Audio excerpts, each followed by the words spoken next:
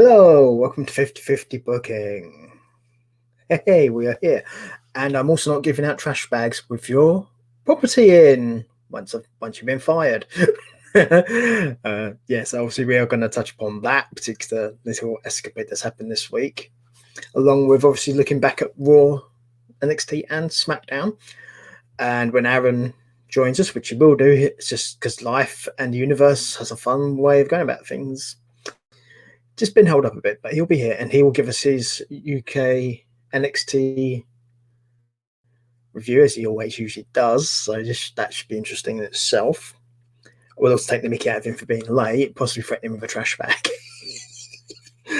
So there you go.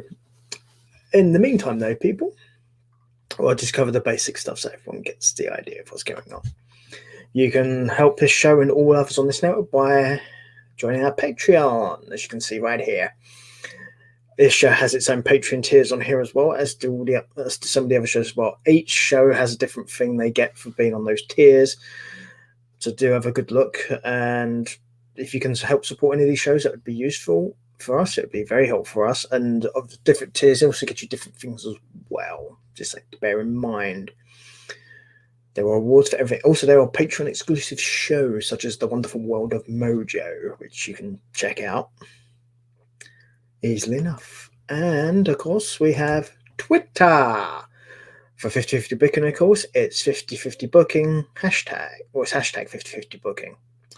So probably should just say it that way. Makes it much easier to do. And, of course, we have the Instagram. Here it is, the Instagram. Yay! Now, with the Instagram, again, same thing as the Twitter, essentially. What you can do, of course, is the show title and hashtag it, and we'll find it that way. Obviously, if you're a Patreon, you can also just message us directly with anything that comes up, which we discussed. That's one of the perks you get. So, because our patrons also have access to a Discord server, so. And also, depending on what show it is, depends on what server you're on as well, because we have a few of them. So there's that. I'll do Aaron's, even though it's not here yet, but we'll get it out of the way. You can check out Aaron's Twitch, which is right here. Caring with Colors. This month, Aaron is doing streams for I believe it's the National Autism. I'll find out in a second anyway when we do his charity page. But you can check out Aaron's streams here. There's a special one coming later in the month, which I'll get Aaron to tell you about once he turns up. Okay? But this is his charity page. It is, yes, the National Autistic Society for this month. So for those of you who would like to help and donate, please do so. There's about 5 more days left of it, I do believe. I believe the event in question is on the 28th of April. But again, I'll get Aaron to tell you guys all that stuff because it's better he does so, in all honesty, because he knows more about what's going on with it. And there you go. Right. And for those of you who want to help me in general, you can also check out Trying to Like Photography. So basically, they help keep everything running around here. So that would be very useful. Cool. And with that, people, we will start the preliminaries of this week's show. And I think the first thing we'll probably start with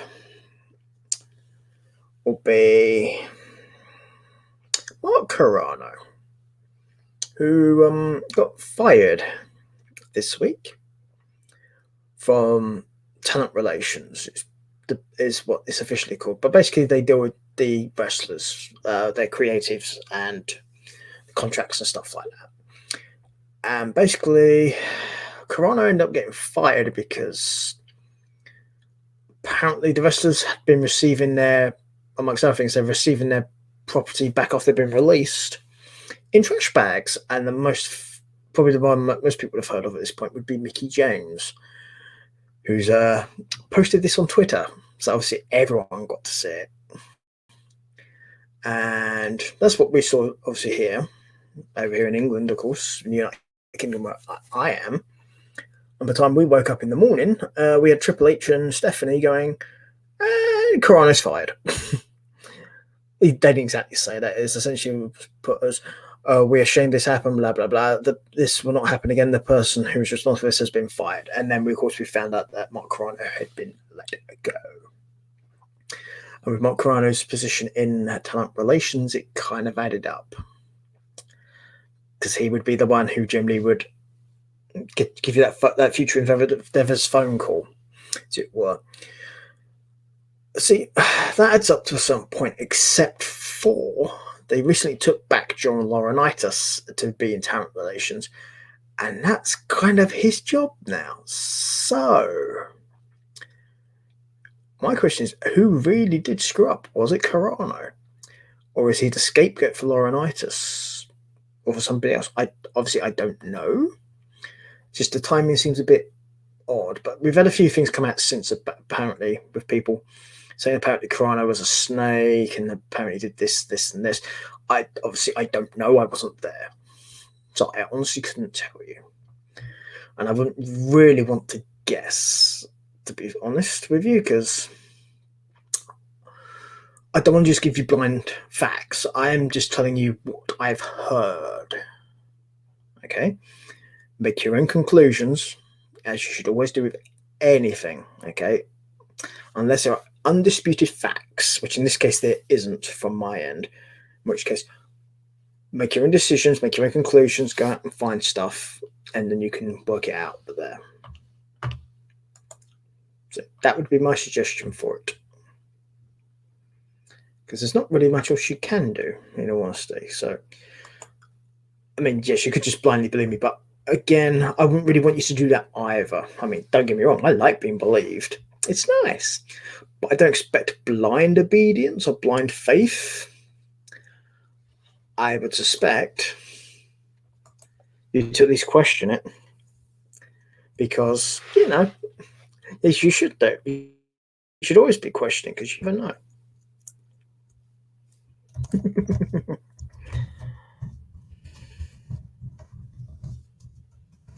It's all good fun, really. Oh dear, that's right. So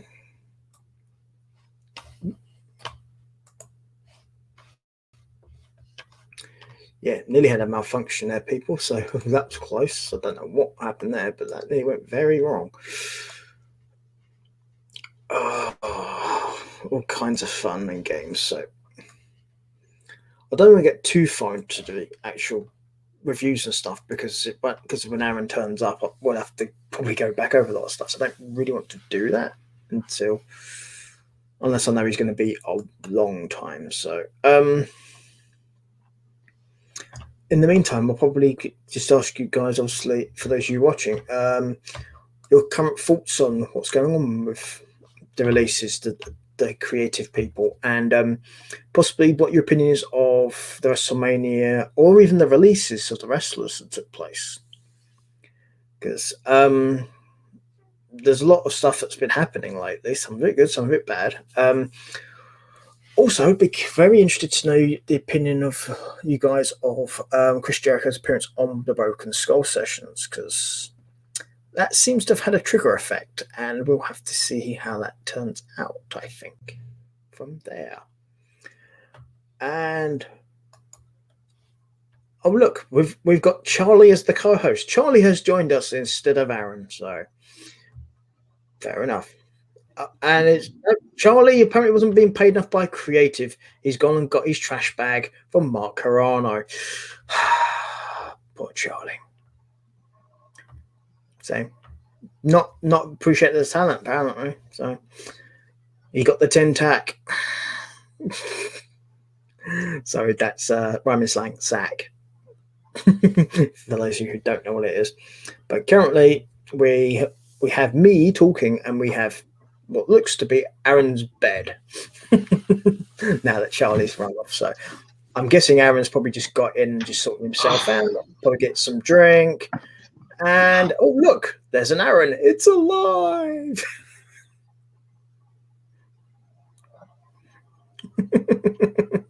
He can't hear me, of course, because it's earphones. It's kind of fun when you do it that way. How did I was sitting in the ready room?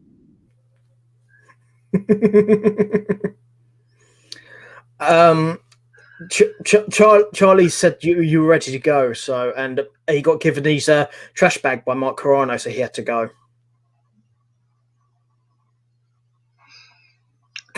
Okay, well, that's one less co-host. That's fine. Yeah, although it didn't go down well on Twitter. Apparently, people were not happy. I mean, at least they spelled her name right on the post-it note they left on the bag. Oh, joy! Yeah, a legend like that, got to spell her name right at least. It's weird though, considering if you're going to send something like that, you might want to call her Miss Oldest, by the way. I mean, when I saw that, I did have your fellow sibling shouting "trash" in my head. But when we was moving house last year, trash. Copyright Disney. Oh, that would be a good one for Dark Disney. Spork from Toy Story. Yeah, again, has to not have any sort of evil origin. It's a Spork. Sporks are evil. Did you not know this? No. Afraid so, they're evil. Huh. So, kind of like tenant relations in WWE, apparently. So, but apparently, sacking Mark Carano's made everything better. Apparently, and it's never going to happen again. Sure. Yeah, that was my reaction as well. Not a chance. I don't believe it. Is this where we find out that he goes to AEW and just denies everything? I don't think so, because Carano's job doesn't actually exist in AEW. Not yet. It won't, because of how AEW is run. Because with Carano's job, basically he's pretty much had been superseded by Laurinaitis being brought back anyway, because that's what he did. For those of you who are interested, people power. When it comes to talent relations in AEW, it's the four vice presidents who do that, and Christopher Daniels. There's actually 5 people that do that job. So, but they will do different parts of it. So basically, the way the company runs different structure to the way WWE is. So. Yeah. So, but the thing is, the reaction he's had online from a lot of people who just seem to think he's a snake anyway. I doubt he's going to get a job anytime soon, unless WWE rehire him. Your screen time's over. Go away. Oh, if he's not any WWE talent, he'll just get hired back. It's fine. Are we still talking about Charlie or Mike Carano? Probably both, in all honesty. Ow! Stop it. This is new. These are new. So, the tip to anyone who's ever self-harmed: don't do it. Get yourself a cat that will claw your leg for you. So that way you can blame it on the cat. Charlie, that's my headphones. Get off. No, they are a chew toy. That is what he's saying. No, they are chew toy.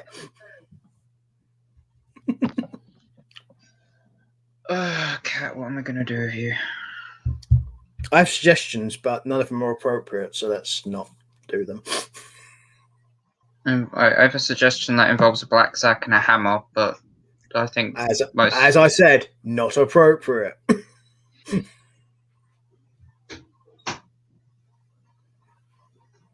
Just it's the way he curls up into a ball. It reminds me of exactly the way Mojo curls up into a ball. And it's now you know where Mojo got it from. I mean, look at this. Yeah, a lot of things animals learn is observation. That's what they've learned it from looking. Yeah. Did Paula send you the picture of Mojo on the back of the couch? You mean that one? Yeah. Yeah. So, yeah, I got it. I'm sorry, I was a little bit late. Oh, yeah, it's fine. As I was explaining to the people, because everything's opening up here and we have a life.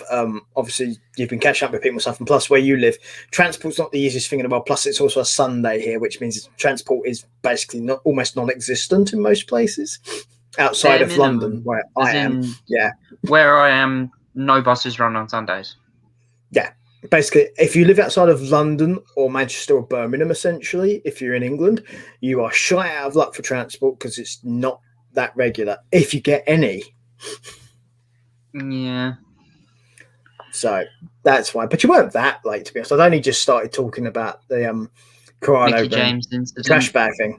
Yeah. I figured that would take long enough, and you'd probably be all right by then. I will be honest here, because I've been so focused on the 24-hour game with a name thing that I'm doing next week. I haven't actually got around to watching Smackdown, so you're going to have to spoil it for me. Oh, the horror. It will be, because it's out of the two main shows, it probably is the best of the two. I mean, I watched NXT, and I fell asleep in watching NXT. I'm not surprised. And that's never happened to me before. But as far as the storyline goes, it's NXT at the moment. I figured you might have had a sleep protest considering what happened in one of the matches, but anyway. I just... I know what match you're talking about as well. You probably do. So, but seeing as you're here and you're ready, I think we should probably start with the reviews. So we'll start with Raw, because it's the one you saw, Raw, so that makes it easier. Plus, it's also the first one of that week. So, yep. There was a lot of repeat matches on this show. Firstly, is something I will say. I mean, big what shock. The repeats and Raw have in common?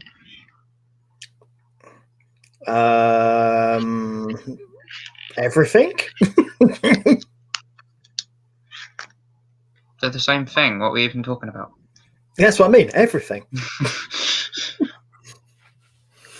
So, I mean, there were a few different things, but mainly it was copy and paste. Oh, there's a pen in the back of it. That's why it wasn't opening properly. Yeah. So clever. Okay. You can tell I got bored because I've really scribbled down these notes. Like, the handwriting's just atrocious, where I was not even bothering to put decent effort into my notes. Yeah, your calligraphy is terrible. Calligraphy? God, that's being generous. I'd just call it bog standard handwriting. Well, all handwriting's calligraphy. That's the thing. Just some of it's nicer than others. Mine's on the level above finger painting, but only by one hair. Fair enough. I did see very quickly when you flash up to the screen that you had T-Bar and Mace listed on there. I thought we'd have a little chat about that. Oh no! Yes. I haven't got a mask anymore. I'd say they were doing the whole luchador thing, but luchador masks are sacred. So where are those masks going to go now? Back in trash somewhere? Back in the Gimmicks Are Us box, I guess, that Bruce Pritchard has under his desk.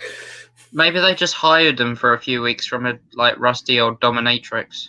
They're given back now. Do you think they gave? You mean they just gave Vince back his masks, right? I was going to go Stephanie, but going Vince works too.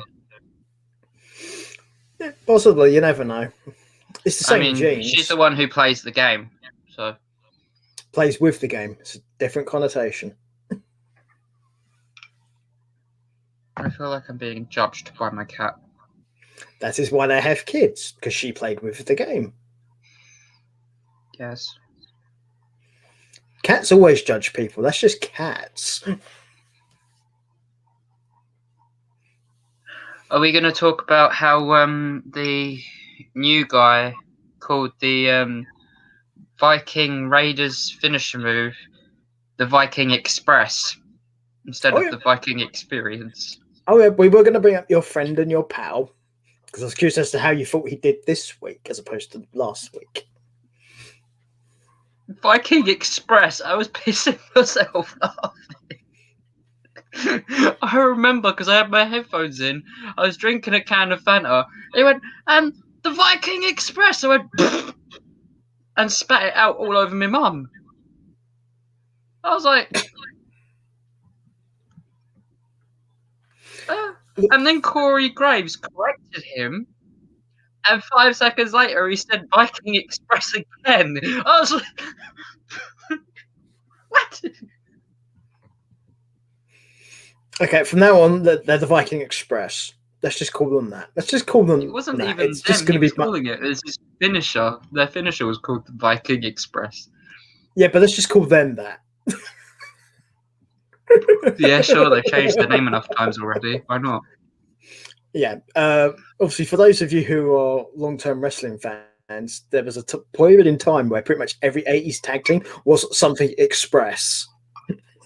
Rock and Roll Express, the Hardcore Express, Midnight Express, Midnight Express. Yeah, Orient Express, the Dream Express. But this way, if there's a word that could be followed with Express, there was probably a team called it. Or a nickname. Monster Express, Strowman Express. Oh, we're not going back to steampunk phases, are we? Yeah, Bourne's going steampunk. Yeah, steampunk in camo. Or maybe Charlie is, I don't know. He's waving his tail around like a flag, so... He seemed kind of interested in steampunk when you said it, so... I'm doing cartwheels on my lap. Well, I see. Well, at least somebody's got a second career they can go to if being a cat fails.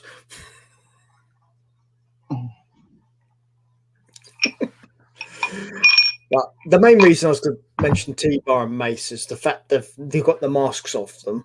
Good. How about we drop the dumbass names too? Yeah, I mean, it was a nice touch. I was kind of surprised, to be honest. I wasn't expecting them to have their masks removed, without a mask versus career match lined up or some gimmicky crap like that WWE normally does. But for them to just have their masks ripped off in a tag team match, I was just like, oh, well, okay then. I wasn't expecting that. If that would have happened after WrestleMania, that might have even improved last week's a little bit, to be fair. Well, that's the thing. WWE don't do stakes. That's the thing. It's one of the biggest issues you have with them. Most of their matches don't have stakes to them. And it's a bad thing. Because you mentioned earlier about luchadors and stuff. If you did that in a Mexican wrestling match to a masked wrestler, it's actually a disqualification. You'll lose the match. Mm-hmm. Which shows you how seriously they take it. And by consequence, WWE don't care. But you can say that about a lot of things too, WWE, to be honest. I mean, look how many times Rey Mysterio has had his mask taken off. Yep. It is a thing. I mean, I heard a rumor through the grapevine that they're going to be breaking up the Mysterio tag team. Oh, no. Yeah, and apparently Dominic's going to take his dad's mask. It won't fit him. He's too fucking fat-headed. No, yeah, I get the joke, but No, yeah. I mean literally, Dominic's head is actually too big. Yeah. But yeah, they said that I heard a rumor that they're gonna do a mask versus career match down the line somewhere, and Mysterio's gonna lose, and that's gonna be his retirement. Whether or not it's against his son or not, I don't know. I was gonna say, are you Dave Meltzer? Because it sounds like you're reporting rumor. Because according to Charlotte Flair, Dave Meltzer is a rumor peddler, but we'll get to that when we get to the end of Raw, because we will touch upon that. In case you don't know about this. I mean, like, I liked the Randy Orton and Riddle segment where Riddle came up to Orton and he was just like, "We could be RK Bro," and I was just like, "Oh my god, I actually like the sound of that." It's like, could you imagine them as a kind of quirky tag team? It'd be kind of like the Broserweights, but like an even like cooler version. Because I'm a bit of a Randy Orton fan, I'm a bit of a Riddle fan. Them two working together, it would be kind of. I could see that working. It would actually be kind of cool. The perfect response to that, though, if you're Orton, would be RK. No. Yeah. I like the fact that he went to Adam Pearce and he's just like, I don't know who the fuck this dude is. Even though he used to be the United States champion, he still doesn't know who this fucking dude is. And he asked for a match with him. It was just like, yeah, that's typical Randy Orton. He just doesn't give a fuck. There's also an argument of that actually coming back to bite him on his ass. It's Orton trying to bury Riddle there by having that sort of statement, because that's not a good thing to do about somebody who also then goes on to beat you, by the way. Yeah, you make yourself look bad. Yeah, it adds to the fact that like he thinks that he's just another rookie and he like overstepped. In a way, it kind of reminded me of the Kofi Kingston, Randy Orton kind of thing they had going on back in 2009, where Kofi got the surprise victory over him, and then it started a whole feud. I mean, I wouldn't be opposed to seeing that kind of feud between Orton and Riddle, but I just don't hope it doesn't have the same effect on Riddle that it did Kofi. Like getting put back into a tag team. And I doubt it would, simply because Riddle is. Well, Riddle's how do I put this? Why? Vince. No, I wouldn't use that either, because I don't think Vince is racist, in all honesty, and I'll get to that in a minute. But I think what it is with Riddle is I don't think you will actually get that feud between Riddle and Orton. You will get a feud, but it won't be like the Kofi feud with him, because it won't be as intense because Riddle's too laid back.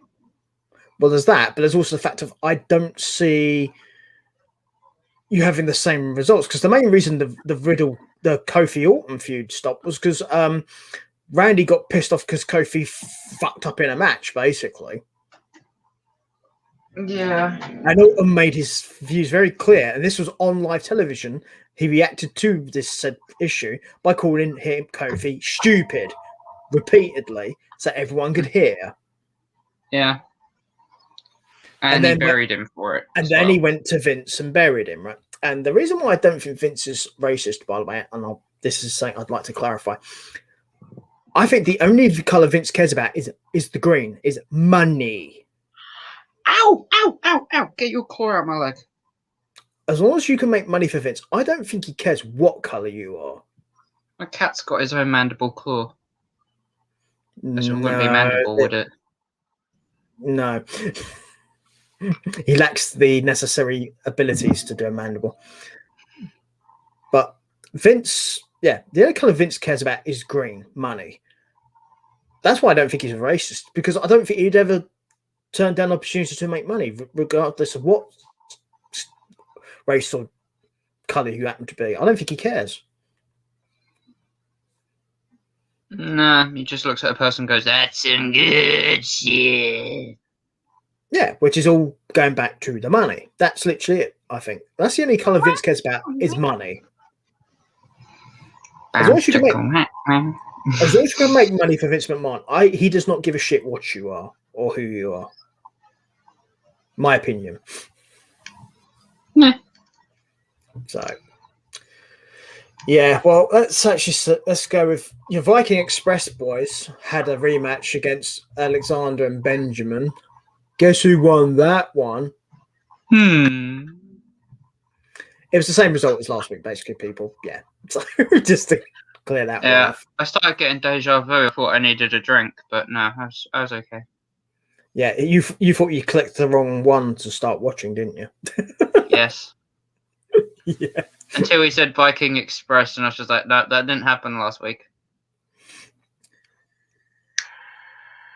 Unless you missed it, in which case, man, you weren't paying attention. Don't do that to me, because I will get spun out. I am tired. That's what happens when you watch that much wrestling all in one go.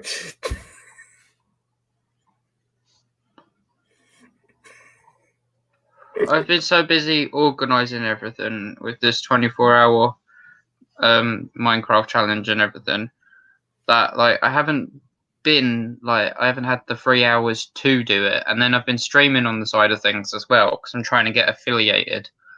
Yeah. Like this week and next week, hopefully the 24-hour challenge will take me over the hours needed to be affiliated. So that way I can start putting money into the Caring with Colour side of things as well. So like my body clock is just all over the place. I wake up at 9 a.m. and I'm straight at work. No, that's fair enough. I mean, we will talk more about that once we get to the end of the program anyway, because we will discuss about the challenge and everything, because obviously it's coming up very soon. Yep. Wednesday. Yeah, exactly. So, right. Let's see. What do we have next? Charlotte Flair, Asuka, and Ripley face off.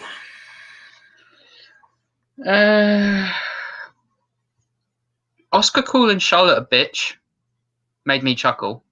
That's the only thing I got out of that. Like I was happy.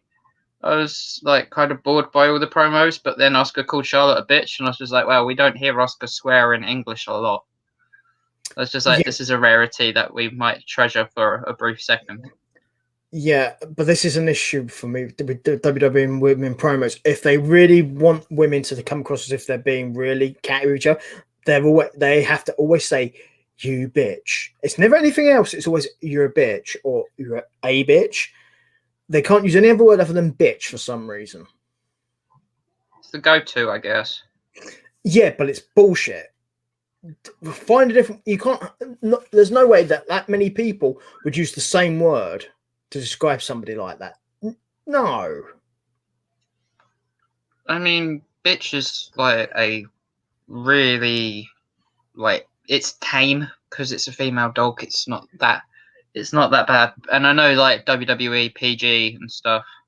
Yeah, but there's still other words you can use. Expand your vocabulary. Like the writing squad, take this down. Expand your vocabulary. There's a lot worse to be called in a lot tamer ways. Yeah. They might want to find something called a thesaurus. Yeah, I mean, NXT UK, you've heard a couple of like other words that you don't hear on the main rosters. Of course you do.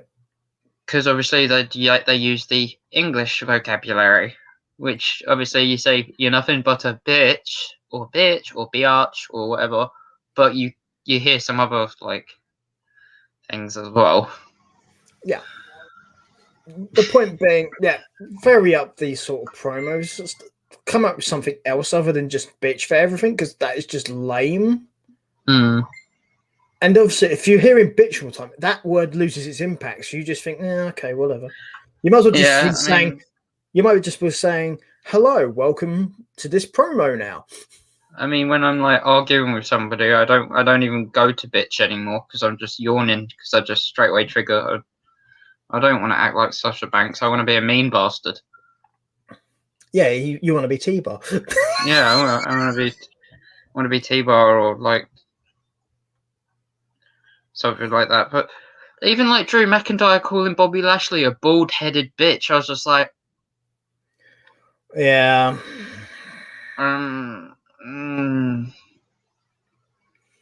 Yeah, we need a different word here, people, because that. I mean, that word Drew is McIntyre lame. used bastard once. I think he got into trouble for it. I don't know why. That's technically not a swear word either. But bastard's fine. Like, use that. It's something different. Yeah. Because, like, bitch, it has different meaning to the word. It's not just a swear word. So, there you go. Right. Let's see. Miz TV with Damian Priest. Why?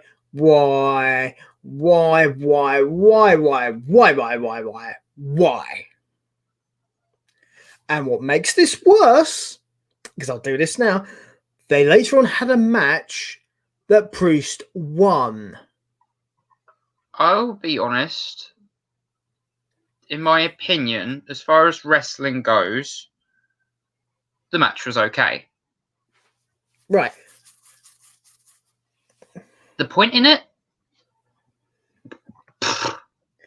Especially when the week before, you've made him look like a chump. Yeah. This is the very definition of why this program is called 50-50 booking. This is stupid. We comment on the wrestling, but we also comment on the storylines. Yeah. It's a 50-50 thing. Exactly. We can have opinions, both vast and honest. As you rightly point out, the match itself was okay for what it was, sure. But storyline-wise, it does nothing. It reminds me of NXT this week with the... we'll get to that. I know we're jumping ahead, but the LA Knight and Dexter Lumis thing. Oh, yeah, we're going to get to that, don't you worry. Like, it was literally, those two matches were in sync. They're basically the same match, but completely different people. Yeah, it's the Control-C, Control-V thing. Yeah. Yeah, exactly what it was. Oh, right. Alexa Bliss promo in the playground.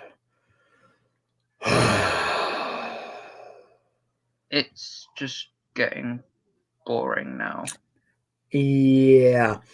Although, if shopwwe.com are smart, Lily dolls. Where are the Lily dolls? Yep. Have you showed Steph the Lily doll yet? Not yet, but we didn't do a show Saturday. We're actually doing it tomorrow, so I'm going to show her them. Cool. So, yeah. So she can have. I'll show her then, so she'll get an idea of what we're talking about, and I'll let everyone know what she says. Yeah, I think she'll love it. Cool. So basically, I just again I thought it was a waste of time. So.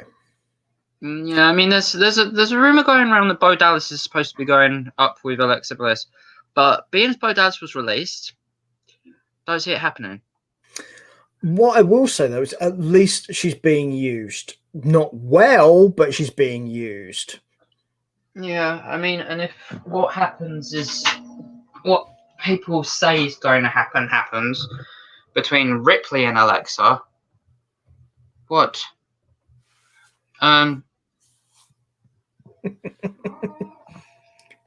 If that happens, then sure. But if it doesn't, I don't see where this storyline's going. I mean, Demon Alexa versus Ripley, I'd be down for that. But I don't see it happening. Yeah, you're assuming they know where it's going, which I don't think they do. I think they've just gone down the rabbit hole with this one. Yeah. They've taken it too far, and now they're just sitting there with it and thinking, are we actually going anywhere with this? Yeah. But and it's bad for Alexa and Bray. Definitely. Right. 2-on-1 handicap match. T-Bar and Mace versus Drew McIntyre. Drew wins by DQ. At least that made sense, because if it's 2 against 1, if you're going to win as a singles wrestler, winning by disqualification is probably the best way to do this. What about the Riddle versus Orton match? Oh, don't. No, we're gonna come back to that. Okay. And besides, I talked about that. You just didn't pay attention. No, I did, but we didn't go into whether or not we thought it was a good match or.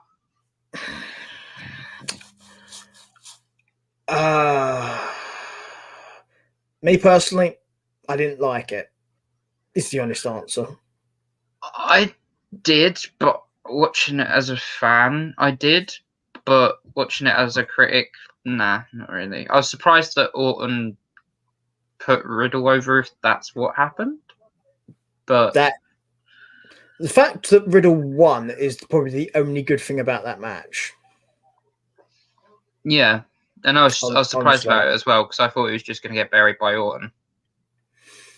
Yeah, that's probably about it. I mean, we'll probably see a replay of that match next week. So, and the week after, and the week after, and for WrestleMania Backlash, probably. Yes. So, but as I was saying though before, though, Drew beat in T-Bar, Mace by DQ, fine. Yeah, I was enjoying the match up until the DQ. Yeah, because the thing is, in that kind of handicap match where you got Mace and T-Bar, two big dudes, by the way, two big powerful dudes. For one person to beat both of them, that's the way to do it, in my personal opinion. And if you saw T-Bar on NXT, you know his rep. Yeah. He took Keith Lee to his limits. Yeah. Or for those of you who don't know, T-Bar is actually Dominik Dijakovic. Feast your eyes on that knowledge. Shh! Don't tell them that. It's a secret. They're not. Oh wait, they took the mask off. So never mind. Yeah. I thought they was gonna do like a John Cena and get like a towel and put it over their faces, like you can't see me. Or they're lucky. They're lucky Vince didn't think of the Christian thing. He was going to do it Christian and put the little blue dot over their faces. It is what it is.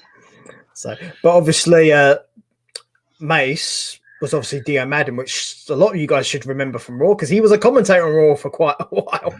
Yeah, he stopped King Lawler getting F5'd through the announce table and instead took an F5 for his troubles through the announce table from Brock Lesnar. And then he got his retribution. Yeah. Whereas Dijakovic didn't really need any retribution at all. He could have just come up to main roster and done well. But no, of course not. I think that all of them could have done much better than retribution, but never mind. I was expecting the guy that Brock put through the announce table to actually like come back and maybe face Brock one-on-one. Like I was expecting that, but like the whole retribution thing was just like, yeah, you all could have done so much better. I feel sorry for Mia Yim in a way because it's just taken so much from her character that she built up in NXT. Yeah, I mean the other thing with Dio is the reason he got F5 by Lesnar in that particular skit was to get Madden off of commentary because Madden wanted to go back to wrestling. Yeah. So he's lucky he didn't get the Samoa Joe response to when he said he wanted to go back to wrestling. Ooh, too soon? No, I think this is totally appropriate because out of the two of them, I know which one I think is more talented. I'll give you a hint: it's not Madden. I mean, I've heard something through the grapevine that Samoa Joe has met with an AEW co-star recently. Oh, that's so shocking. They all know each other. That's not a shock. I mean, Samoa Joe in his younger days was a Jerichoholic, and that's all I'm going to say. Samoa Joe in his younger days wrestled against Sting and half of the Christian, Sting, Paul White. I mean, he's had relationships with all of those guys in independent promotions as well. Christopher Daniels, Frankie Kazarian. He knows half the roster. So the fact he might have met some is not surprising. Yeah. It'd be like, oh, Peyton Royce got spotted at AEW. Well, no shit. I mean, Billie Kay's been doing well for herself since leaving WWE. I know she's been only like gone for 2 weeks, but she's landed on her feet in a big way. She's become some kind of influencer, I want to say. But I mean, like, good for her. If she continues to wrestle or not, that's her decision.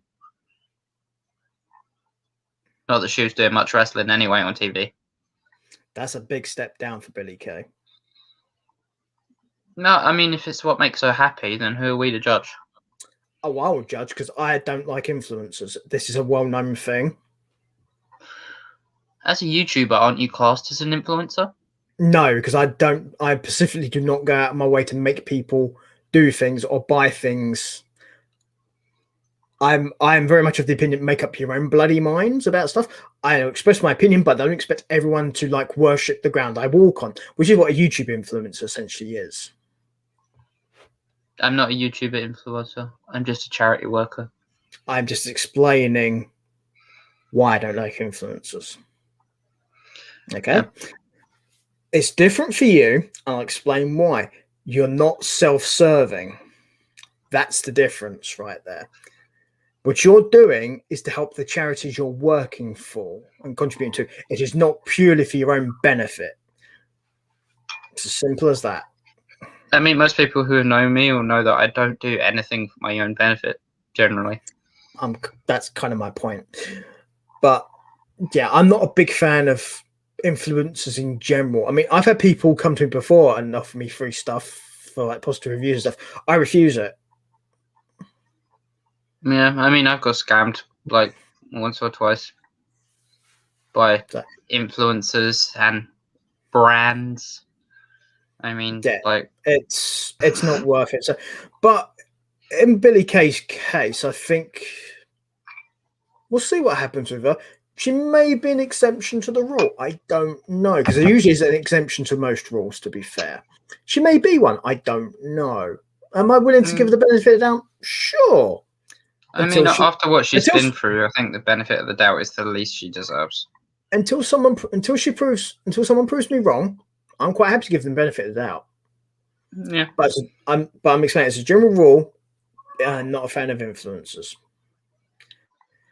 Bear in mind, and this is something I will explain, in my personal life, I know some YouTube influencers, but I don't work with them. Are you coming back for round 2? Don't do it. No, too late. So, doesn't mean I don't like them as people or anything like that. It's a completely different thing. Personal and professional is very different in that regard. My cat just licked the JD bottle. Maybe you want some Jack Daniels. Are you turning into an alcoholic? Do not sit in my glass. Nope. Not turning, he probably is one. I raised you well. I'm not an alcoholic, just putting that out there. But that's what an alcoholic would say, wouldn't they? I was going to say, I wouldn't have said anything then. I would have just left that alone, just kept going. But the fact you pay attention to it makes more people question more. My brother said that I was an alcoholic. I said, I only drink 5 days a week. I don't drink 7 days a week. Leave me alone. I only drink when I'm awake. I only drink when there's whiskey in my bottle. My bottle's empty right now. Well, it is now. Well, how about if there's whiskey in your jar? I have no jar. Kira took my mason jar. Oh no, that's a different show, people. That's a very different show, and that's not coming up on this show. If Vince McMahon had like a mason jar, he'd say that's some good shit. I'll tell you something else who we shouldn't give mason jars to: Sheamus. No. My God, Humberto Carrillo, I never thought I'd ever feel sorry for him in my life, but Jesus Christ. I was just like, but it was an open challenge. What are you doing? Oh my God, what? No. The one time this guy comes out of catering, what the fuck? He's going to stay in catering for the next 5 weeks thinking, never again, never again. Yeah, but why, Humberto? Why? There's a reason Bo Dallas never left catering. This is like he's gonna be like sitting in catering in the back of his head, like for the next couple of weeks, like caressing his broken like ribs and jaw, thinking mistakes were made. I think broken everything, to be perfectly honest. Very, very broken everything. Let's be honest. Ouch.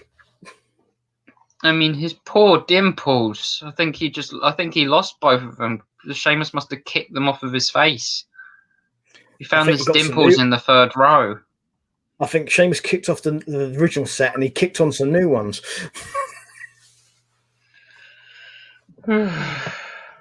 So, yeah, unsurprisingly, Sheamus obliterated Humberto. Big shock.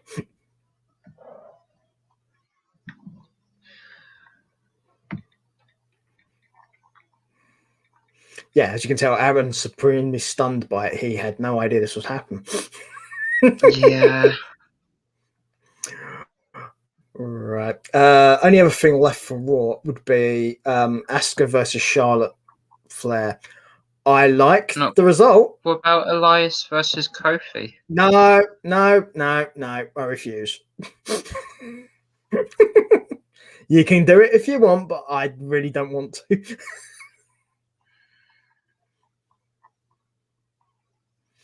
Also, I don't have it on my list of matches either.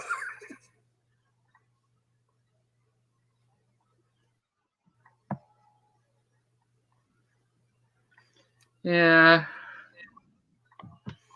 I put down a list of all the matches and I don't have it on there, so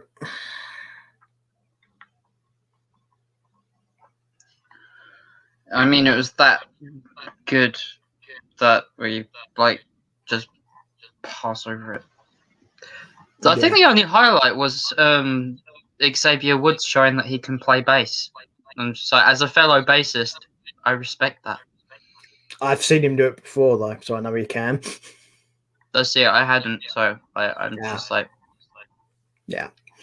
I mean, to be fair, you get what you normally get from Kofi and Xavier. They're both very talented. Elias is talented as well. It's just it wasn't the one for me.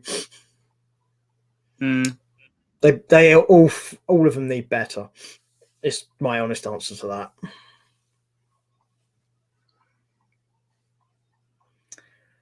Right.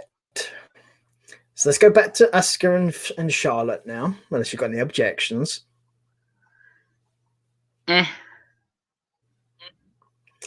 Okay. I liked the result, but the post-match is the bit we will get to. Asuka beat Charlotte. Firstly, I mean, we finally got what happened, got what should have happened at WrestleMania. Yeah. For the championship. Yeah, but the other thing 2 years too late. Yeah, you got that happen, but the problem is the aftermatch is what a lot of people are talking about here. Is Charlotte went mental and attacked the referees.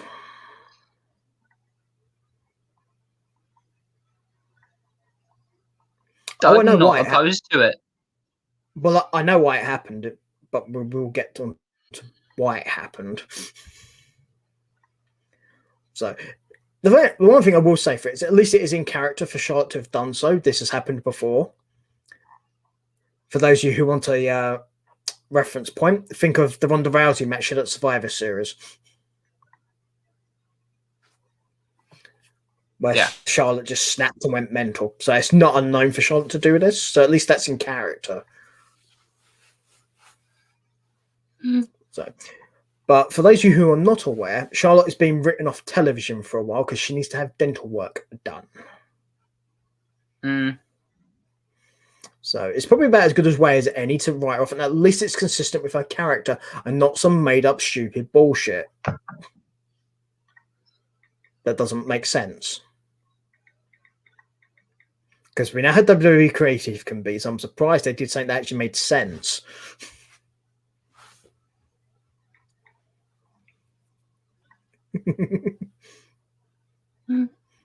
Yeah. But touched upon this before, but I'll mention it now. That last bit's irrelevant because in the Wrestling Observer, which is Dave Meltzer's online magazine newsletter thing, he seemed to imply there was more to it than just normal dental work. She was going to have other stuff done. And Charlotte Flair took big exception to this and basically called him out on it. Yeah. And I don't blame her. Because he's made a bunch of conjecture with no proof. Okay. If you're going to say stuff like that about someone, have evidence. Yeah. Okay. Whether you like Charlotte or not is irrelevant. Okay. I like Charlotte as a wrestler. Okay. I don't like her booking, but that's not Charlotte's fault. Every time I've ever seen her interviewed outside of wrestling, Very nice person. Never seen any issue with her. What I don't like is the fact that apparently Dave Meltzer thinks it's okay to imply stuff about her without showing us any proof that this is what's going on, and just to take his word for it. This is bad. This is bad journalism, boys and girls. And because a lot of people subscribe to this newsletter, people will take what he says as gospel. And this is why earlier on, particularly, I did mention this. Please come to your own opinions and conclusions about stuff. I will put forward my opinions to you on this show. But ultimately, it's up to you as to whether you think I'm right, whether you think I'm wrong. Mm-hmm. Okay? I'm not going to tell you guys what to think. That's not my place. I'm just going to present you with my opinion. And you can decide if I'm right or wrong. And give your own opinions in return. That's how this stuff works. I'm always open to feedback from people. Absolutely. As long as it's creative and constructive. Two big things I'm a fan of. Unlike WWE booking, which is neither of those. But anyway, let's go on to NXT now, as I like to call it, Aaron's sleep inducement. Because Aaron decided he wanted to watch Kyle O'Reilly and his new fun gimmick.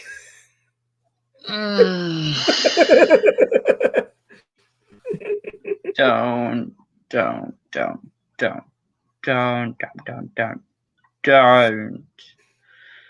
I don't like it. Like, I was actually more excited about the fact that he could be teaming up with Cameron Grimes.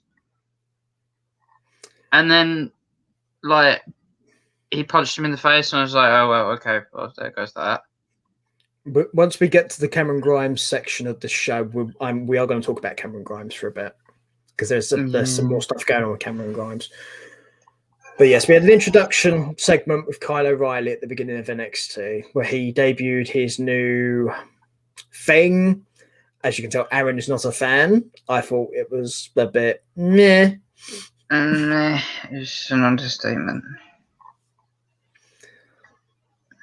Well, to be honest, and I'm unique in this opinion with most wrestling fans, but I don't care. I did not like the Undisputed Era. So anything to me is an improvement upon that. But do I think it's a good thing? Probably not. But I still think it's better. I still prefer it to the Undisputed Era stuff. Yeah. So, everyone, you are all entitled to agree or disagree with me. That is your choice. I'm just giving you my take on this.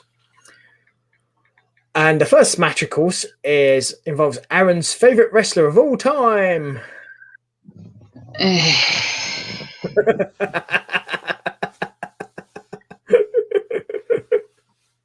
As you can tell, Aaron did not like this.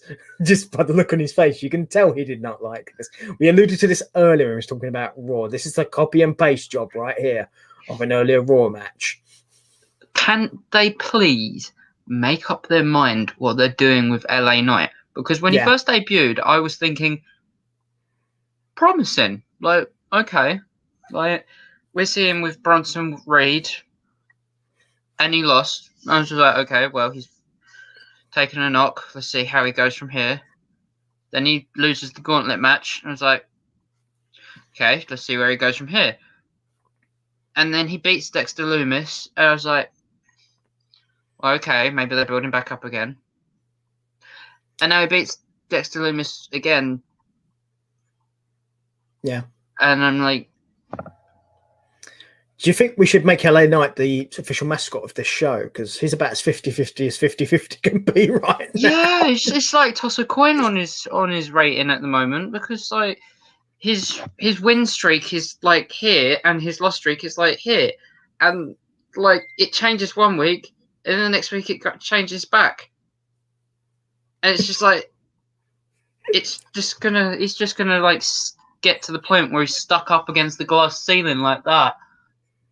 And they're just like, hey, yeah, one more match. And it's just like, nah, can't breathe. I can't move. He's just like with the full like squidge face and everything. I'm okay. Or he looked like one of those Garfield things stuck to the back windshield of a car. Oh, my poor nose. Yeah. It It does seem a bit weird, especially when you're considering that Loomis and Indy Hartwell are doing whatever the hell they're doing right now. I don't know. It's infuriating. I'm so like I'm so against the Indy and Dexter thing, but at the same time, I want to say I get what they're doing with it, but I really don't. It's like Otis and Mandy 2.0. Yeah. I don't like it. Tucky! Loomis is start going around going, Tucky!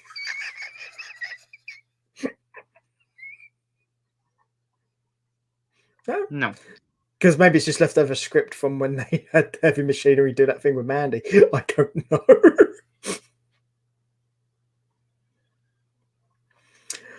But yeah, so basically LA Knight won the match, and that's that basically. Next thing I have is the Grizzled Young Vets versus Breezango. I hated the tribute that they did. Not gonna lie. I'm not a royalist by any means, but it was a bit of a piss take. Maybe that was the point. Yeah, but come on, we lost a member of the royal family. To take a piss out of it wasn't exactly... It's... How do I put this? There's two things here which could explain this, whether you agree with it or not. One, heel hate. It's a good way to make people angry at you, is to do something controversial about something like that. Secondly, it could just be a fact of...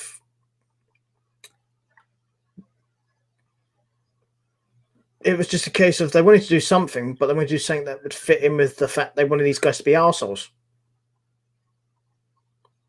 And if you want people to be arseholes, you can't have them do a who's such a nice fella kind of thing. It doesn't work. You can't do it. Whether it's right or not is another thing entirely, but I'm assuming that's why it was done the way it was. Yeah.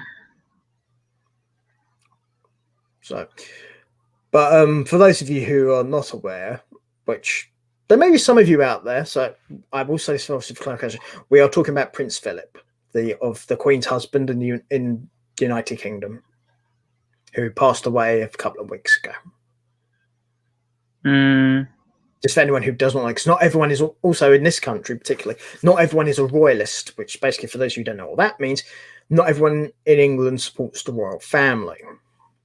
And some of those people have had some very outspoken opinions about said royal family, including about the one who died. I'm not going to guess what they were, because that's not the point of this show. But that could be another reason why. Maybe they themselves aren't actually royalists. Maybe they're anti-royal in real life. I don't know. Maybe that's why they did it. Maybe. Also, you do have to bear in mind, it's America, the country that seceded from the royal family and basically mutinied against England to do so. Yeah, I guess. So there is that. But yeah, the Grizzled Young Vets defeated Breezango, which surprised no one. Well, yep. I don't think it surprised anyone anyway. Because, yeah, you'd expect the Vets to win this match.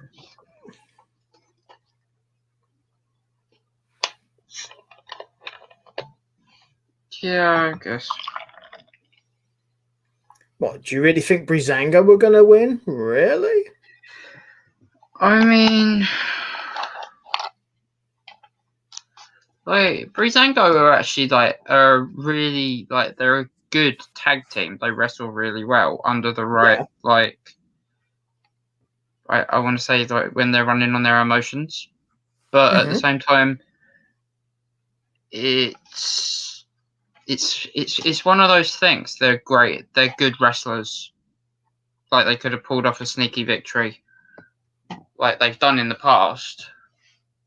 But like, I never count them out of a match. Like, when they're in a match, it's just something like I've learned from like watching them in the past. Like, even on main roster, they sometimes manage to get an upset victory. You never know when it's going to happen. And with the grizzled young veterans, like, previous history of booking, they've been beaten by worse. Yeah, which is always going to be the issue when it comes to a lot of WWE stars. Because of the way WWE booking works, you're never going to be quite sure how secure someone is because of the way their booking works. So I can understand that. It at least does make sense. You'd think that. I think Breezango are a good team, though. Don't get me wrong. I just didn't think they'd win this match. Yeah. So, I mean, don't get me wrong. I didn't think they'd win, but I never count them out.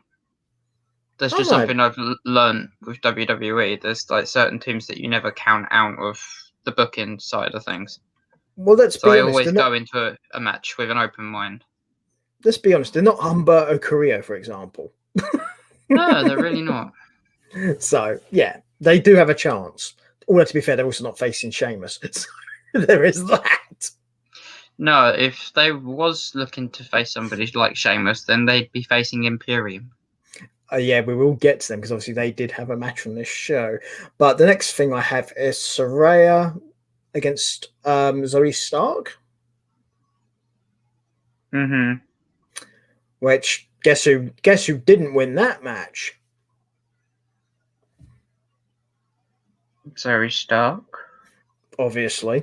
This was the most obvious result of any match on this show.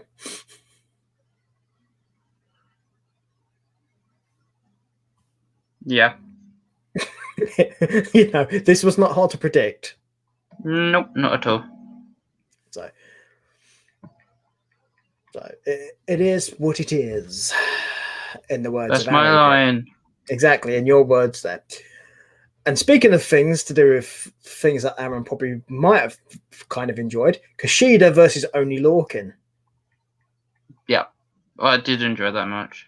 I had a suspicion you would have done. What's not to enjoy?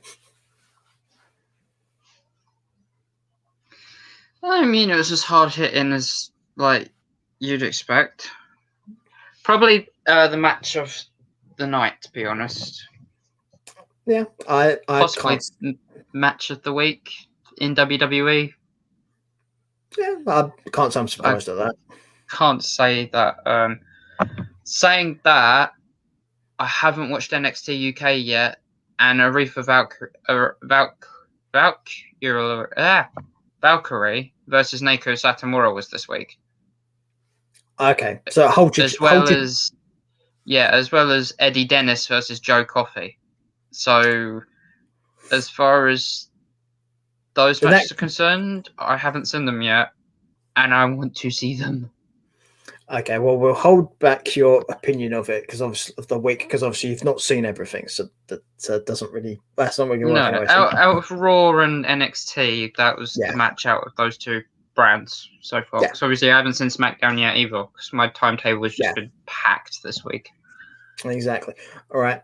Kushida won the match, which that made sense, obviously, but there's not a problem with that. Lorcan doesn't lose anything by losing this match.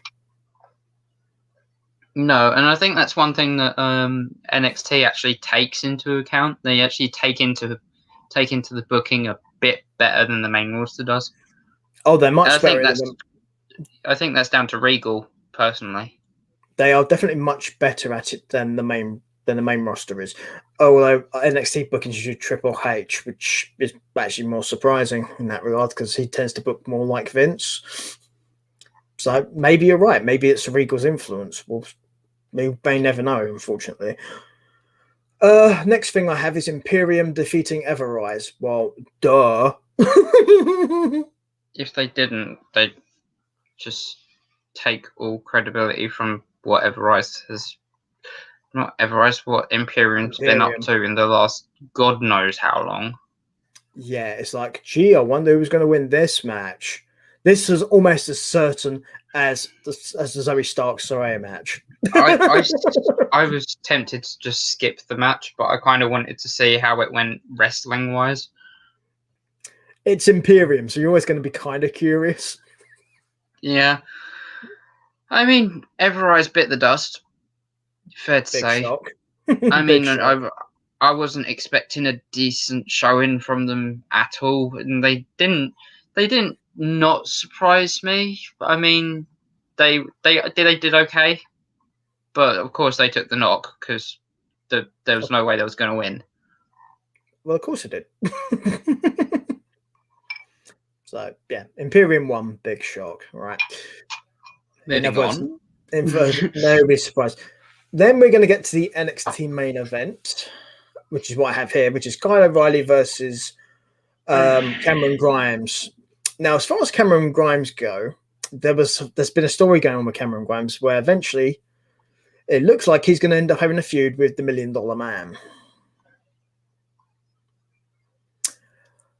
That could be either very good or very, very car crash. We'll have to see. Yeah. But in the meantime, we have him facing Kyle O'Reilly. What did you think? It wasn't bad, but it just wasn't main event caliber. I would agree with that. It was a passable match, but that was it. Yeah. It was like Cesaro versus Jey Uso. Yeah. It's basically, you touched on it before, Kushida and Lorcan probably would have been a better main event match than this was.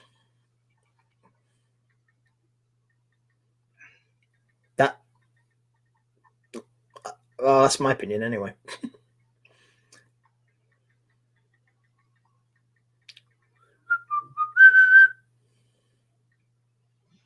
Yeah. So, but that's essentially but that is essentially NXT. In a nutshell. Yeah. So, right. Now with SmackDown, of course, Aaron's not seen SmackDown, so I'm going to have to kind of direct on this. I mean, I've seen bits and I've seen I know who won stuff, and I've seen the highlights of stuff, but I've not seen the whole things. Is it true what I heard about Edge retiring? I'm not going to answer that. We'll talk about that when we go off air. Okay. Okay.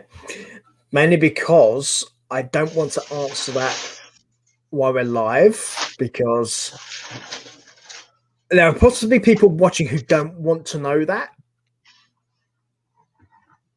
Do you get what I mean? Yeah, they might not have watched it either. Yeah, exactly. So that I will talk about once we finish. Okay. Right. SmackDown started with a segment. It's a WWE show. What do you fucking expect? Cesaro and Rollins had a chat. Blah blah blah blah blah blah blah blah blah blah blah blah blah blah blah blah blah, which led into a tag team match. This was the good part of this. Cesaro and Daniel Bryan versus Seth Rollins and Jey Uso.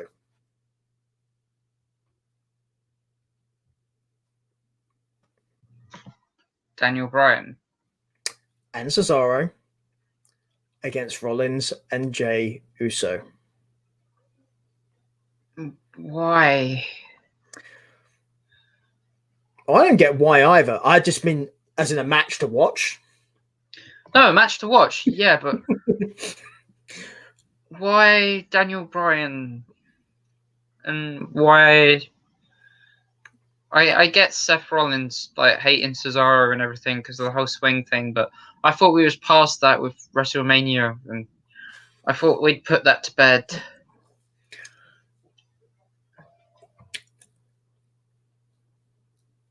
The answer to that is no.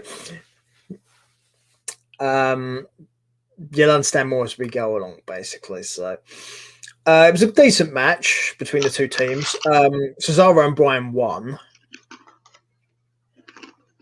which ultimately is probably the right result considering what happens later in the show, which we will get to.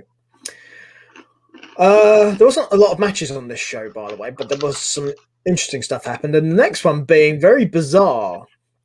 We had Tamina versus Nia Jax in a singles match. And do you know why this is bizarre? I'm guessing it's not because they're family. Do you know who won? I know you didn't see it, but guess who won? Jax? Tamina. Okay. Told you it was weird. I think we should do this guessing game. Like when I miss an episode of Smackdown, you should tell me the matches. I should guess who wins, and I should see how many I get right. Cool. So okay. I'm we'll like 1-1 so far.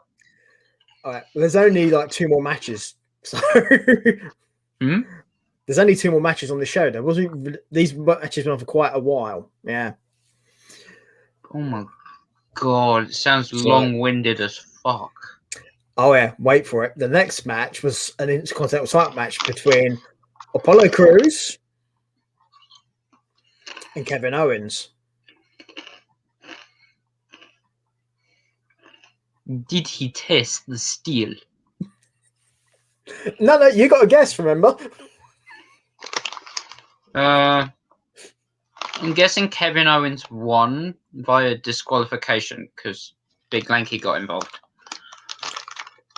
You would be wrong. Crews won. Oh. Yeah. Bonus point. Did he get attacked afterwards by Big Bubba Tunde? What do you think? Yes. There you go. Did I get that right? Yes. Okay, I'm level again. I'm happy. So, cool. And the last of the actual matches, because there was also a big segment at the very end of the show. You'll understand why when we get to it. We have the Mysterios versus the Alpha Academy. Another copy and paste job, see? So go on. Guess that. Alpha Academy. Mysterios. Okay. So, yeah. Again, these matches are what they were. It's what you'd expect from them. Nothing overly special, in all honesty. The main thing that came out of SmackDown, though, is the bit I'm going to get to next, and that's Roman Reigns, who brought himself out in his big doggy bollocks and basically challenged Daniel Bryan. All right. Who? And he challenged Daniel Bryan. Wait, who did? I zoned out. Big doggy bollocks, Roman Reigns. Huh. Right. Okay. He challenged Daniel Bryan, and if Daniel loses, he gets banished from SmackDown. Whoa. Mm-hmm.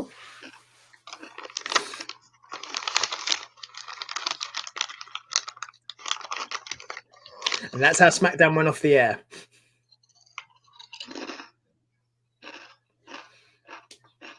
There's been some conjecture and stuff since then to do with Daniel wanting to do, let's just say, looking to wrestle with people outside of SmackDown. Let's put it that way. Apparently, he wants to be wrestling lots of other people, not just the same people over and over again.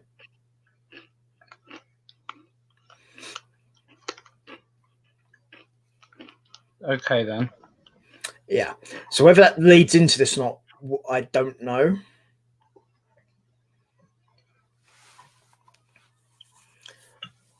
But yeah, SmackDown was particularly short this week because some of these matches went quite long. Plus, this segment also went long as well. Yeah, fair enough. So, also, to be fair, at least it's not Raw. Yeah, there's that. Could you imagine if it was like essentially 4 matches and 2 segments that went 3 hours? God, that's a horror show on steroids. Right, exactly. So, could have been much worse.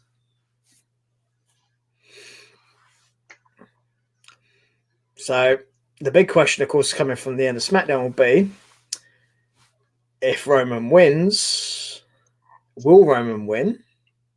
And what happens to Daniel? Does Daniel retire? Or does Daniel end up on Raw? Does Daniel go to NXT? Does Daniel go to NXT UK? Does he leave completely and go for walkies? What's your take? What do you think? NXT would be good. No one would be opposed to NXT. Yeah, it seems to be a popular one. Gargano versus Daniel Bryan. Yeah, I've heard that one too. There's been a few people have been thrown around. As far as NXT people go, there's some that get mentioned. It's like, yeah, he's fought them before, but obviously, if it's a non-WWE, if you're a strictly WWE audience, you're never going to know that. Yeah. But there are some fresh matches there. I mean, think about it: Ciampa, Thatcher, Walter, your dude Loomis, Balor.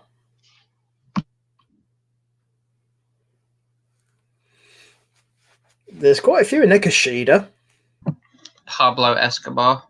Yeah, there is a lot of them in there. Jordan Devlin, Austin Theory, Finn Balor.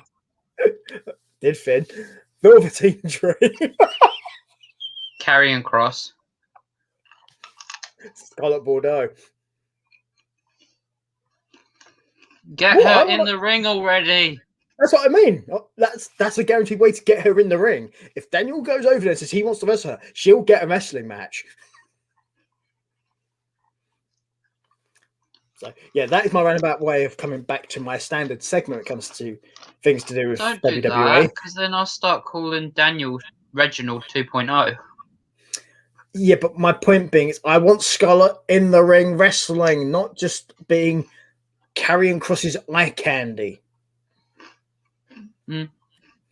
And if Daniel challenges her to a match, she might actually get to have a match. Or if Daniel's wife challenges her to a match. Oh, fuck off the Bellas.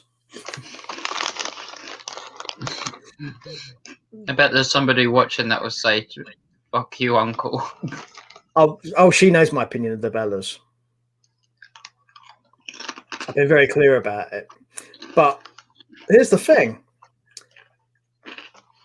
She respects my opinion. She doesn't agree with it, of course, because she likes them. But she doesn't have an issue with me having my opinion, because it's okay to have an opinion. But not everyone has to agree with you. That's the thing to remember about opinions.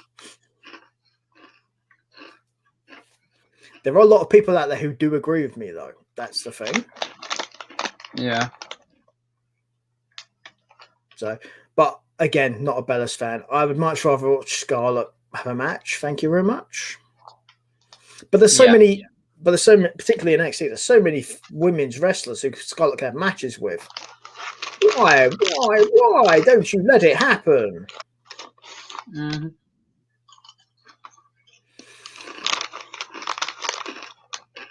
She's much better than just being the witch eye candy of Karrion Kross. Yeah.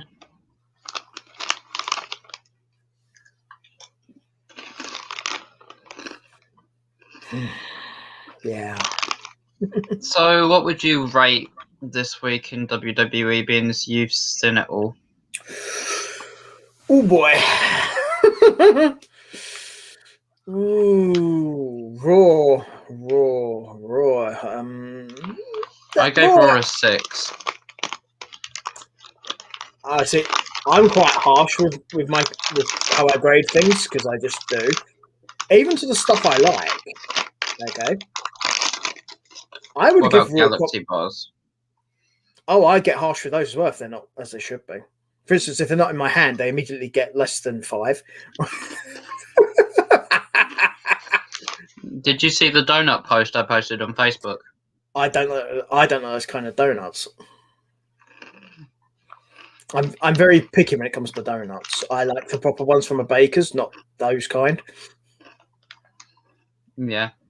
So, also, my donuts are jam and sugar. Thank you very much. You're welcome.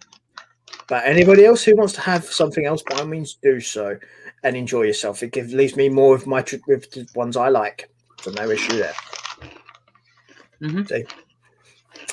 People can like whatever they like. If you like food that I don't like, even better. That leaves me to have the stuff I want. Okay, so what's your rating for Raw then? 4.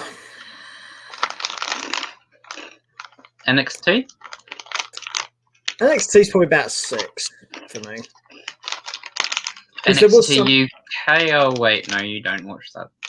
I didn't get to see it, in all honesty. So I can tell you, like, without even watching it, Naoko Satomura versus Aretha Valkyrie, probably going to be match of the week in my opinion. I think there's a good chance, and this is strictly going upon what you've told me. It'll probably be about an 8.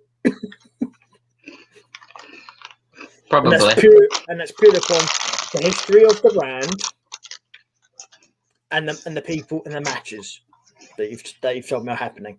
Yeah. So seeing by that, like, I would assume at least 8. Yeah.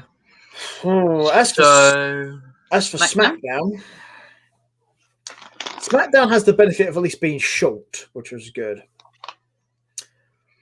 I mean, from what you told me about the matches, it sounded not that bad. It was definitely better than Raw.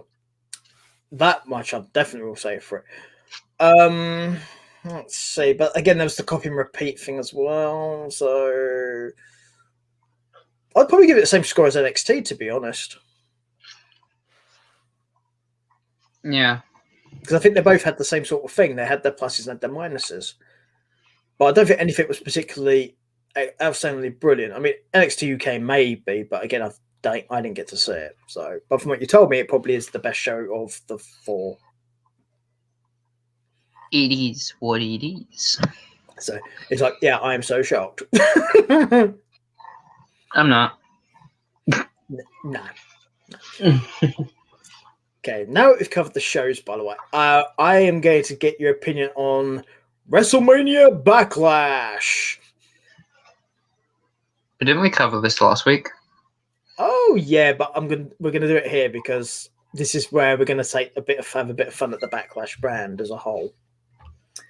And the reason we're doing so is because for those of you who remember the Backlash pay-per-view, it first came into existence specifically because it was a reaction to WrestleMania. So every match on Backlash used to be a rematch from the WrestleMania before it.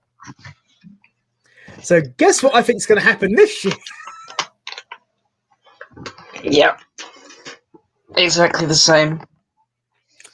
Oh, yeah. And I also suspect that old Bubba Tunde is still going to hold that spear the wrong way round just for you. We all know how much Aaron likes his spear work. He's a big fan of a big spear. It is because I have one. Does it point at the ground the same way? No. I play bass.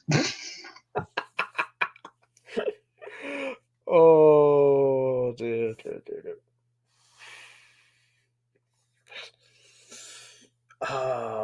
What can we say? The only difference is if I hold my bass up the wrong way round, I can't play it. They hold the spear the wrong way round, they stab themselves in the foot. Oh, I don't know. You probably could play it. Not very well, but I'm assuming you probably could still play it. Yeah. Difference between playing it and playing with it. Yes, he brought them back. It is what it is. And you've just made it happen again just by posting that comment. So you should be lucky because he didn't break into the accents for some of the other people involved in the matches. He didn't do Asuka's. No. You could do the Bellas. No. You could do Kofi. No. Well, to be fair, Kofi used to do fake accents, and why can't you?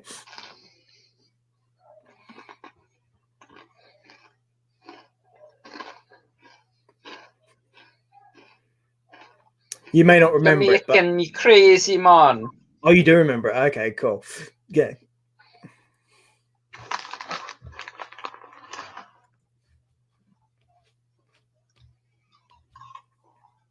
I think that's a retaliation to you talking about bass, playing your bass upside down.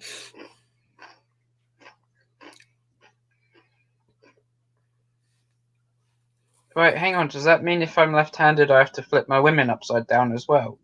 Because I mean, No, I think the implication is because guitar is set up for a right hander, like most things are, because right handers I know. are predominant.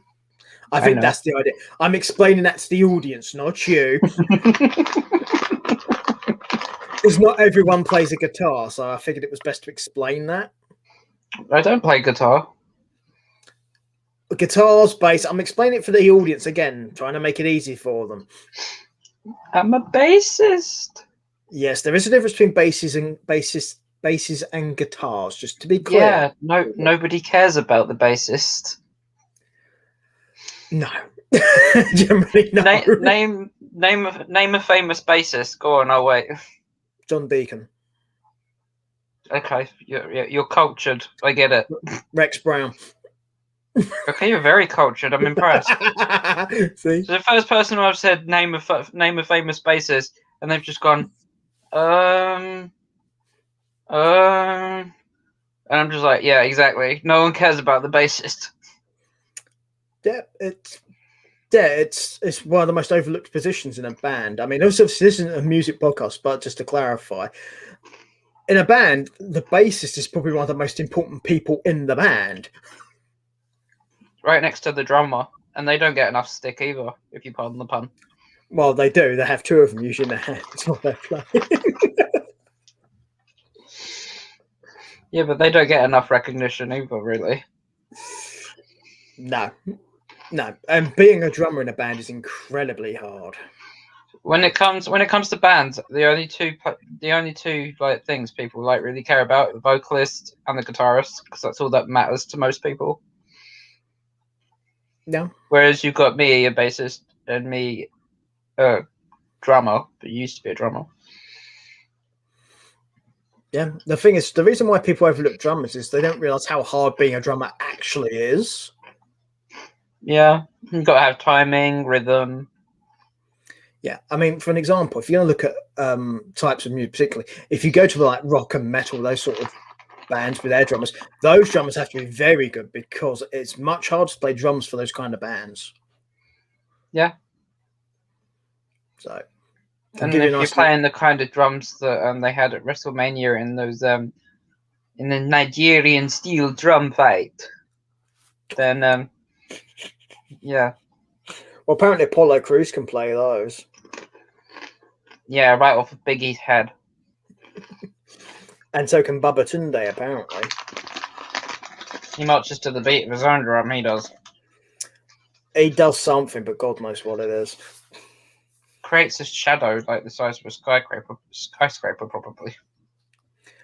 Yeah, the thing I can see happening though with Bubba Tunde though is I can see him and Apollo eventually falling out because of the way it's been done. Yeah, turning heel. Yeah. Turning heel on a hill, so it'd be a heel, as in a stiletto heel.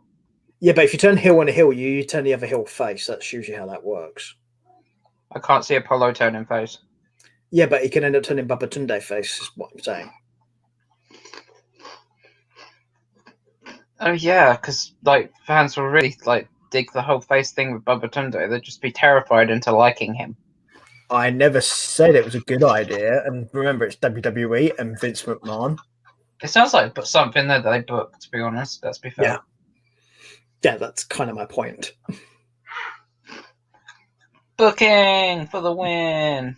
50-50 booking. So what I would say is obviously for anyone who is watching now while we're still on air for a little while longer, if you have any questions or anything or anything you'd like to ask us about wrestling-wise, to be clear, I'll give you guys about another 5 minutes or so and then we will depart the airwaves. So I found it funny the other week when somebody was watching on our stream. I think it was the I think it was the first time we streamed on Twitch, and somebody asked about my socks. Yeah, you get some strange people messaging. I was like, well, I have odd socks on today. Like one day I wore odd socks, and I was just like, yeah, I actually have odd socks on today. Yeah. I mean, yeah, it gives us something to talk about, to be fair, crappy booking. But as far as the socks thing go, honestly, unless you are doing a job that requires you to wear like a proper suit and stuff, it doesn't matter if you're wearing odd socks. Nobody actually cares. I mean, I wear odd socks on all my streams, to be honest. Yeah. Not because I do it, not because I do it on purpose, but because I just pick a pair of socks out of the drawer in my room, and if they're odd, they're odd. I don't care. Yeah, you just grab what's to hand. Yeah, it makes sense. I mean, I've got like if one of my socks has a hole in it, I don't throw the other one away. I keep it because like the other sock's still good, so it could just be put with an odd sock, and I'll wear it. Like, it's a waste of socks otherwise, because you've still got one that's fine. No, I get you. It does make sense, I think, because why throw away something that's got a perfectly good use to it? I get it. I get you. Charlie's sleeping on a JD bottle. Dude, that can't be comfortable. Well, you should ask many drunk people who have probably done that before as to whether that is comfy or not. Did you read that I had to put her in a coma? I mean, I fell asleep hugging a JD bottle before, but that's another story. Yeah. You know what? Probably is. When Fifi lost her baby. Sorry about my mum. Yeah, it's just something that happens. We can't help it. You know, some people, it's just things are going to happen. We are real people. We live in real lives. We don't do this in a recording studio. So we are going to get these things happen occasionally. We can't help it. People will not do everything we tell them to. That's not how the world works. No, I mean, think how I'm going to manage doing a 24-hour stream.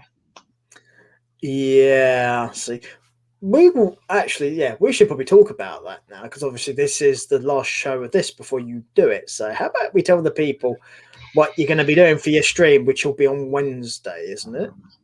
Yeah. So Game with a Name is happening on Tuesday, and I started off like the whole Game with a Name thing like for the autism awareness charity, National Autistic Society, which I've been raising money for this week. Haven't had any donations yet, but the swear jar is up to 15 because I've been streaming. Like, I've been streaming as much as I can, whenever I can. Aaron's a try and rude get boy. affiliated. Doesn't help when your best friend takes the guns from the chest that you open, and you're just like, I opened the chest. Why did you take my weapon? And his answer is, haha. Well, did you expect a different answer? Not really.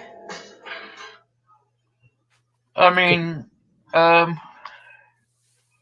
yeah. So yeah, the swear jar is up to £15, and so the 28th at 8 p.m. British UK or British Standard Time, whichever way you prefer to say it. It's BST for people who don't know British summertime, or just look for local UK time, which would be the other way of doing it. Yeah. On the 28th, we are doing Game with an Aim, and I decided on Minecraft because it seemed like the best idea, to be honest. Okay. To see how creative people can be. So on Wednesday, I've set a list of 24 challenges. Mm-hmm. And they vary from difficult. Well, they vary from easy to difficult to not so difficult to just don't even bother talking to me anymore difficult. Okay. And me and a group of friends are all going to be streaming Minecraft together and doing these 24 challenges over a 24-hour period. Okay, you all mentioned to raise money for the Autistic Society. I was like, because you mentioned about the challenges on the last show we did, but you only went to detail because you said you'd only told so many of these have become known. Is there an alteration to this now, or do they still not know? They're all fully aware of the challenges now. I released them on the group chat last week, and I released the second half of the challenge list on my vlog this week. Aha. So they're all available for people to see if they want to go check out the YouTube channel. On your vlog, you say? Now, what number vlog would this be, Aaron? Number 37, and last week was 36. Would this be the How You're Feeling a Friday one, would it? Yes. Just making sure people know exactly what they're looking for. Yeah. I will try tagging it at the end of the show with the stuff that comes up. So no, that's okay. But there's a few funny ones in there that some people probably laugh at.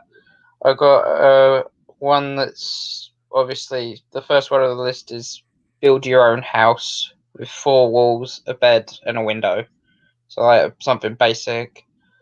Then you got make a working redstone contraption. So like there could be some pranks afoot in the game mode, like possibly blowing each other's houses up if people are in that kind of frame of mind. Well, from what you said before, you've got friends that nick your weapons, so I think that's quite likely. Yeah. And then obviously we've got some we've got a charity charity related task as well. Like number 14 is like make a rainbow out of wool or concrete in honor of the NHS. So like they each have to make their own rainbow. Okay. And then you got like a couple of like difficult ones, like hit level 30 24 times. And that's going to have something to do with the like enchantment side of things when it comes to Minecraft, because you can enchant weapons with like certain capabilities like fortune, silk touch, and stuff like that. Okay. But one of the main ones I think is going to cause a bit of havoc on the server is number 18. Set one of your friends on fire with a flint and steel. And I can see this ending very badly for some people. If I do not win the stream, I will set myself on fire. Yeah. So it's going to be a right laugh. I can see it going very badly, but in a funny way. Yeah. And it's all going to be on stream as well. So a full 24-hour stream. Yeah, that will be on Aaron's Twitch channel, right? Yep. On the 28th. This channel! 8 p.m. British Standard Time. Or British UK time. Yeah, so that will be when it starts. So it'll be that time to that time the following day, yes? Yep. Cool. Just I to got to clarify. go out and grab some energy drinks and some batteries in case my controller dies. Which it probably will multiple times. Yeah. The energy drinks thing is just similar to what probably would happen for the 7 days of wrestling that Aaron did recently. Now he's going to have to do it all for a 24-hour period of playing online gaming. Yeah, did anybody actually guess correctly the amount of coffees that I drank WrestleMania week? Oh, that's a shame. Did anybody get close? Ouch. Yeah, they all they undershot. So, unlike me, who went too high. Yeah, I mean, I was in between tame and kind of dangerous. I wouldn't call it dangerous because the amount I guess is the sort of amount I would have had. So. Yeah. I mean, that wasn't including monsters or like Red Bulls or other caffeine drinks. So, yeah. Exactly, because I don't drink those things. I only have coffee or tea. So, I mean, I was streaming like on the odd day as well, so I had to stay like awake.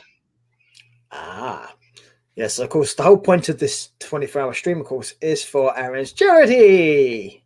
Yep. Which is right here. So, people, see this here, this little thing here. This ideally by the end of the month, 100%, please, if you can, try and help. Mm-hmm. You know, it'll be good if you guys can. Likes and shares on videos and these sort of things do help as well, because it helps people get noticed this stuff and possibly want to help donate, and obviously possibly watch the stream as well. Again, that will help too. Yep. Everything helps. It's one of those things. Awareness is a good thing. Donating is a good thing.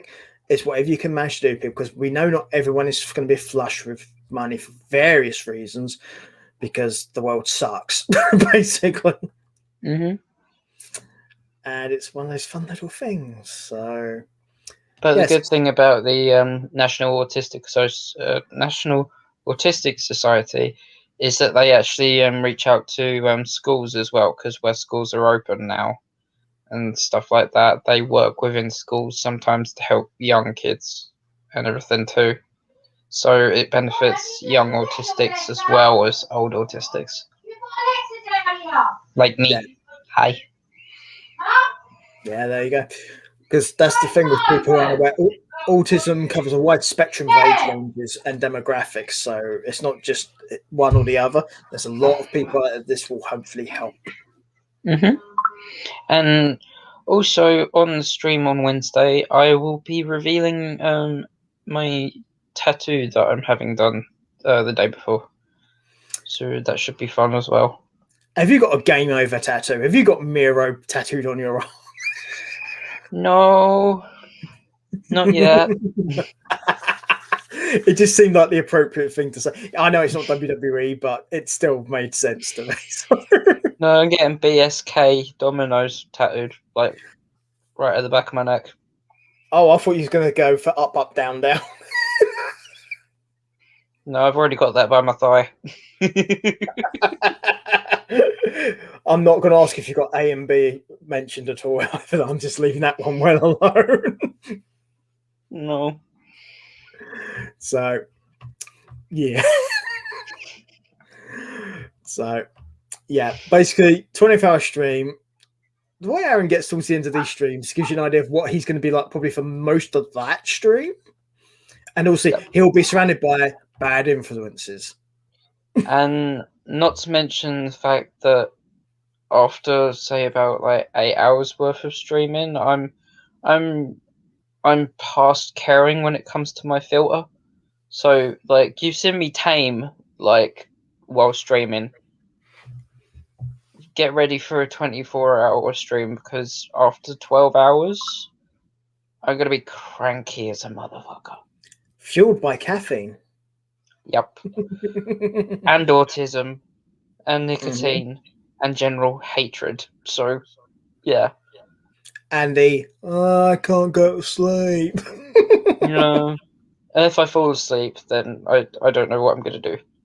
I was going to ask you this as a legitimate question. If you fall asleep, is there a punishment for that? Yes. Are you going to tell? If I fall asleep, I have to donate the same amount of money that's raised for the month. Oh, so it's a proper forfeit too. Well done. And that's including the sweater. Nice. It's a good incentive not to fall asleep then. Yeah, and I'm going to be on camera the entire time as well. I have a question. Do you have a caveat for when you need the toilet? Not really, but... Because I do recommend you don't take it into the toilet with you. Well, I'm not going to be taking it into the toilet with me, but I'm just going to have to obviously let them know. Cool. I think you're being called for, by the way. Okay. I mean, I think we have pretty much covered at this point anyway, so I think we've pretty much covered most of the stuff. Yeah. It's just the channel stuff mainly. So basically, our Twitter, Tweet. Instagram, the Patreon with all the fun stuff here. It'll be good fun. Exactly. We love the Patreon. I like the Patreon. The Patreon stuff is very useful and be helpful. So, obviously, that'll be us for this week. It'll be next weekend by the time you see Aaron again, because this week has gone. Unless you check out his stream on the 28th. It's 28th, right? 28th. Yep. Cool. It's Which actually is the same day as sorting stuff. It's not actually. It's not? No, sorting stuff's bi-weekly now. Oh. Yeah, so this well, is if you're used to checking out sorting with stuff, come check out my stream. So you don't have there's an issue. There is no crossover collision because when sorting stuff is not on this Wednesday, so you can find Aaron's stream and watch Aaron and support Aaron and help the Autism Society. Yep. And I think there's a couple. I'm not sure, but I'm pretty sure Butt Saggington may be joining us for a bit of the stream as well. So if you like Ben, then come see me and Ben play a bit of Minecraft. Yeah. I got told something today. We've had Ben turn up here before, popping up with comments, so people may be familiar. And of course, if you've seen sorting stuff, people, you know who Ben is anyway. So yeah. Sorry, you were saying. I got told something today. My 7-year-old half sister. She's playing Roblox and Minecraft already, and I'm just like, what? This is like the short little girl that I've I barely know. I'm just like, it makes me feel so old. What really is really going to depress you is she's probably better at it than you are already. No, she's not. Roblox, yeah, because I don't play Roblox, but Minecraft, no. Oh no, it's never going to happen. No, it's the joke with people that are older. People who are younger always tend to be better at playing video games because when you're young, you got better dexterity and stuff. So. No, I don't know. I'm not that bad. Yet. That's what she said. No, that's a different thing entirely. This goes back to the directions up, up, and down, down. Yeah. That. By the way, that is not a cheat code for the stream, people. Just to be clear. No, it's an Easter egg. In many, many ways, and if you're really lucky, you might get a surprise. But with that one, people, cracking. There may be Peter's OnlyFans. I do not have an OnlyFans. Nobody would pay for that. People would probably pay for me not to have one. Well, that gets some good money. I could threaten people to have them start one. That would make people probably pay me. Please, God, no. I mean, I'm sure you've probably got a few friends that are paid for it. I don't. They would beg me not to do it, but none of them would want to put their hands in their pockets because they know for a fact I'd probably still do it anyway if I really want to do it, which I don't, just to be clear. I do not have one. I leave that stuff to people like Aaron. Just turn around and say, Mum, can you hold the camera for me? No. I literally just wouldn't do it. It's not for me. No, I wouldn't either. I'm too camera shy. Fair enough. In other words, he would do it if you got him drunk enough. That's pretty much what he just said right there. He wants a drunk OnlyFans, people. Pester him to make a drunk OnlyFans. It'll be hilarious. And with that, you could do it on his stream. Do it on the charity stream.